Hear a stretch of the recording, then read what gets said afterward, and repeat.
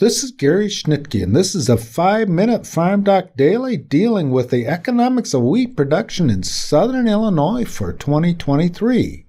We prepared initial budgets for wheat and other crops in 2023 in March, in the middle of the Ukraine-Russia conflict, when we were concerned about wheat production and also fertilizer costs. The yields that we are going to use in this analysis are based on FBFM records, and in particular, we're using an expected yield of 78 bushels per acre for wheat and 45 per soybean after wheat or double crop soybeans, 188 for corn and 57 for soybeans. We're also using 2023, and this is 2023 bid prices at harvest time. $5.60 for corn, $13.10 for soybeans, $8.50 for wheat, which is high relative to the corn price, and $13.10 for double crop soybeans, same as soybeans. We have used relatively high, very high fertilizer prices. We took 10% higher than they were in March, $16.67 for anhydrous ammonia and $10.70 for urea.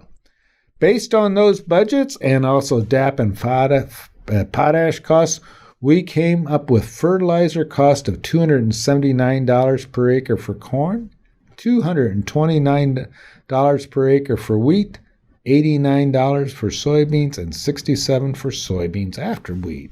Those are based on replacement values for potash and phosphorus and University of Illinois recommendations for the nitrogen applications. Very high fertilizer cost.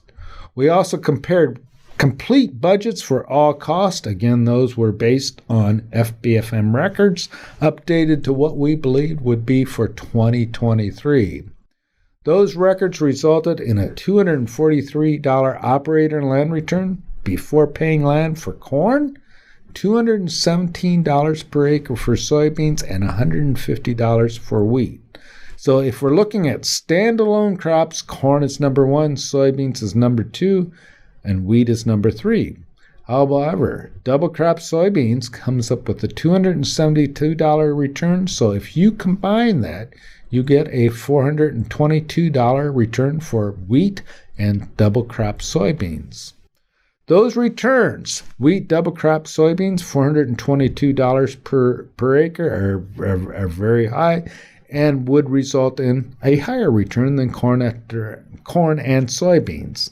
Compared to historical values, that wheat, double crop soybeans is much higher than is typically the case between corn and soybeans.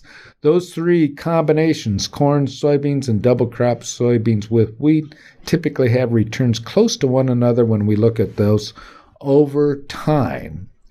What this initial analysis would suggest is that wheat will be a profitable alternative for 2023, but much can happen between now and when those decisions have to occur. We would also note that if we're going to plant wheat, we also have to include that soybean crop, that double crop soybean crop, to get that combination at a profitable level, at least compared to corn and soybeans.